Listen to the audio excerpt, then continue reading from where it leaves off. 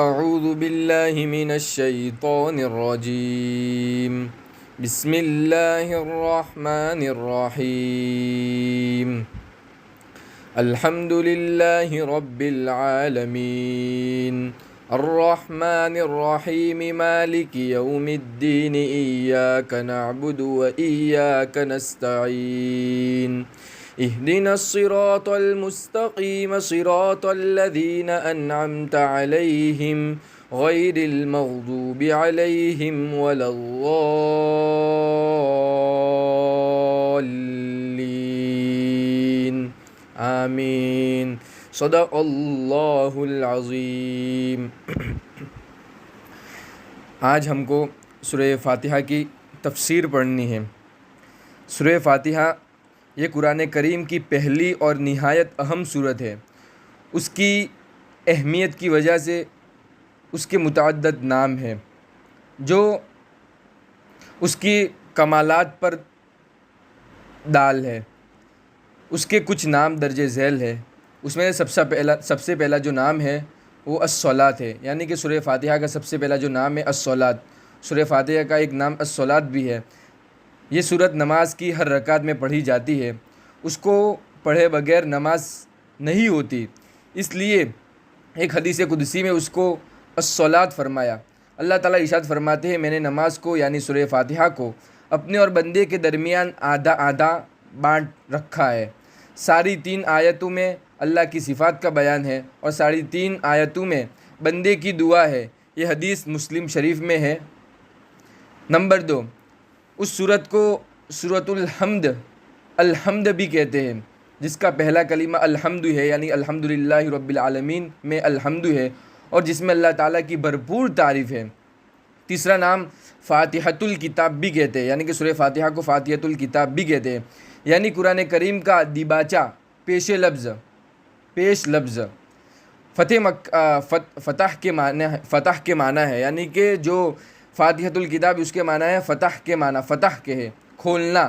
سورہ فاتحہ کے معنی ہے ہر چیز کا آغاز۔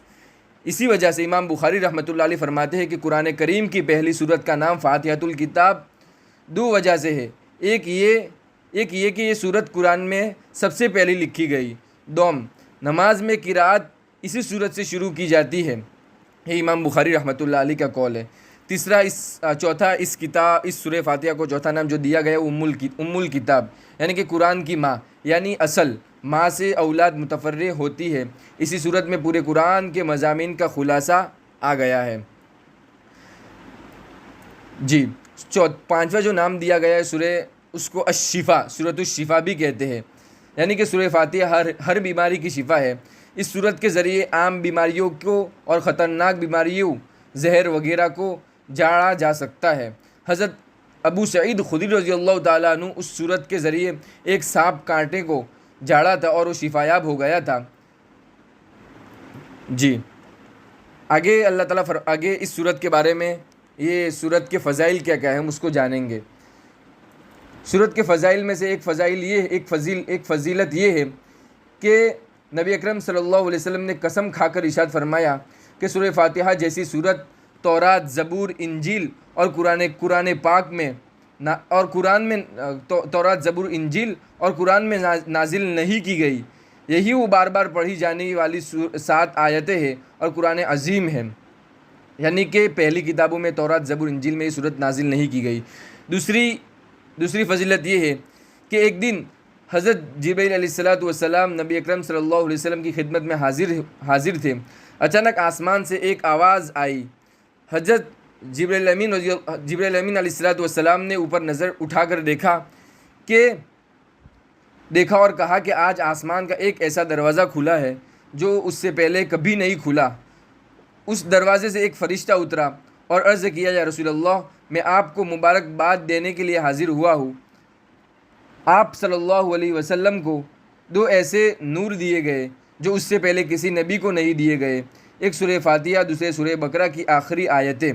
آپ صلی اللہ علیہ وسلم ان کو پڑھیں گے تو ان میں جو دعائیں ہیں وہ قبول ہوگی۔ تیسرا، آپ صلی اللہ علیہ وسلم کا ارشاد ہے کہ سورہ فاتحہ موت کے علاوہ ہر بیماری کے لیے شفا ہے۔ چوتھا، حدیث قدسی میں اللہ تعالیٰ ارشاد فرماتے ہیں میں نے سورہ فاتحہ کو اپنے اور بندے کے درمیان تقسیم کیا ہے، جس کو ہم نے آگے پڑھ لیا۔ سورہ فاتحہ میں توحید، آخرت اور رسالت کا اثبات ہے اور سارے دین کی طرف اشارہ ہے۔ یہ مختصر سی تفسیر ہوئی جو سورت کے آغاز میں ہم نے کی۔ اب آیت کے ماتحت ترجمہ پڑھتے ہیں اور جو بھی چیز سمجھنے کو آتی ہے ہم اس کو سمجھیں گے اور تفسیر پڑھیں گے۔ پہلی آیت ہے، اللہ تعالیٰ فرماتے ہیں الحمدللہ رب العالمین، تمام تعریفیں اللہ کے لیے ہے جو جہانوں کا رب ہے، یعنی کہ تمام تعریفیں اس اللہ کے لیے جو تمام جہاں کا رب ہے۔ الحمد میں توحید الوہیت کا اثبات ہے، یعنی کہ کیونکہ معبود ہونا سب سے بڑا کمال ہے جو اللہ کے لیے خاص ہے۔ اگر معبودیت اللہ کے لیے خاص نہیں ہوگی تو ہر تعریف اللہ ہی کے لیے کہاں ہوگی، یعنی کہ ہم اللہ کی تعریف کرتے ہیں تو اس کی معبودیت ضروری ہو جاتی ہے، یعنی کہ ہم اللہ کو معبود مانتے تو اس کی عبادت کرنا ضروری ہو جاتا ہے۔ آگے فرمایا اللہ تعالیٰ نے رب العالمین فرمایا الحمدللہ رب العالمین، اس میں اللہ تعالیٰ توحید ربوبیت کو بیان کرتے ہیں، یعنی کہ تمام جہانوں کے پالنے والے اللہ تعالیٰ ہے۔ اس میں دوسرا لفظ اللہ تعالیٰ نے بیان کیا الحمدللہ ربی، رب کس کو کہتے ہیں؟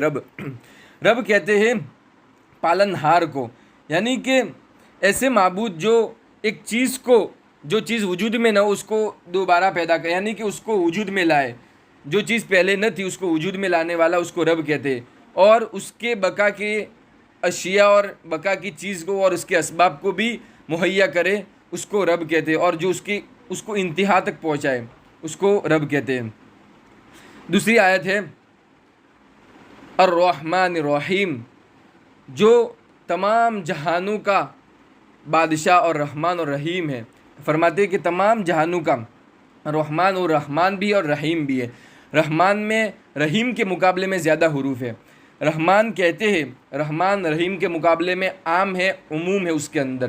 رحمان میں تمام لوگ آ گئے کہ اس کی رحمت تمام لوگوں پر ہے، چاہے کافر ہو، دنیا کے جتنے بھی مذہب کے لوگ ہیں اس پر رحمان بولا جاتا ہے۔ اللہ تعالیٰ کافر کو بھی کھانا دیتے، پینا دیتے، اس کو بھی آسائش تمام چیزیں دیتے ہیں۔ اور رحیم رحمان کے مقابلے میں خاص ہے، یعنی کہ رحیم جو ہے وہ آخرت میں کام آئے گا۔ رحیم جو صفت ہے وہ آخرت کے لیے، یعنی کہ اللہ تعالیٰ کے مخصوص جو بندے ہیں، مسلمان جو مومن جو ہوں گے ان پر اللہ تعالیٰ رحمت کریں گے قیامت کے دن آخرت میں۔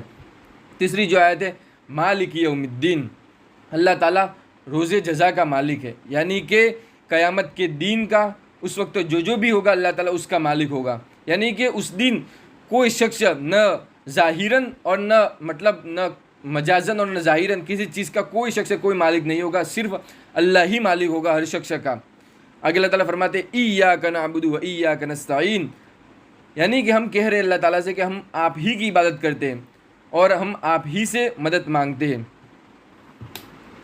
یعنی کہ ہم اللہ تعالیٰ کی ہی عبادت کرتے، اللہ تعالیٰ ہی سے مدد مانگتے ہیں۔ ایسا نہیں کہ ہم کسی کی عبادت کرتے اور کسی سے مدد مانگتے، اللہ تعالیٰ نے تاکید سے فرما دیا، ہم تاکید سے کہہ رہے ہیں کہ ہم اللہ ہی کی عبادت کرتے ہیں اور اللہ ہی سے مدد مانگتے ہیں۔ یہاں ایک سوال قابل غور ہے کہ ہم اللہ ہی کی عبادت تو کرتے ہیں، اس میں کوئی شک کی بات نہیں کہ ہم اللہ کی عبادت کرتے ہیں، لیکن بعض لوگوں کو جو اشکال ہوتا ہے وہ یہ کہ ہم اللہ سے مدد مانگتے ہیں اور اس کے علاوہ لوگوں سے بھی مدد مانگتے ہیں، تو یہ غیر اللہ سے مدد مانگنے کو ہو گیا۔ تو اس میں یہ بات قابل غور ہے، قابل ذکر ہے اور قابل توجہ بھی ہے۔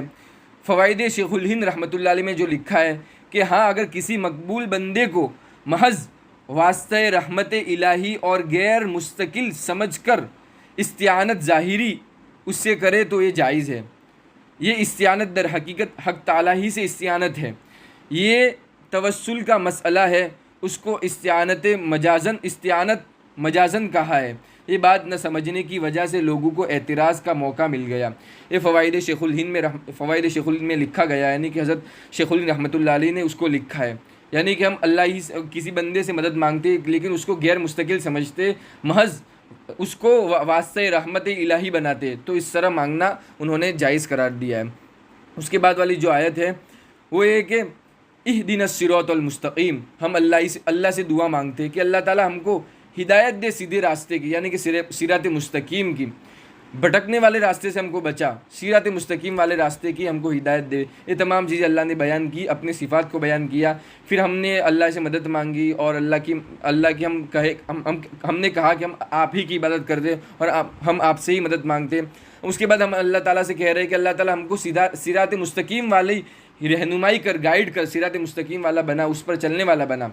آگے فرماتے ہیں اللہ تعالیٰ صراط الذین انعمت علیہم، صراط مستقیم کون سا راستہ؟ یعنی کہ وہ راستہ جس پر آپ جس راستے پر آپ انعام کرتے ہیں، یعنی کہ جن راستوں پر آپ انعام کرتے، خصوصاً آپ کی جو توجہ ہوتی ہے جن راستوں پر، اس راستوں پر ہم کو چلا اور ان راستوں پر ہم کو چلا۔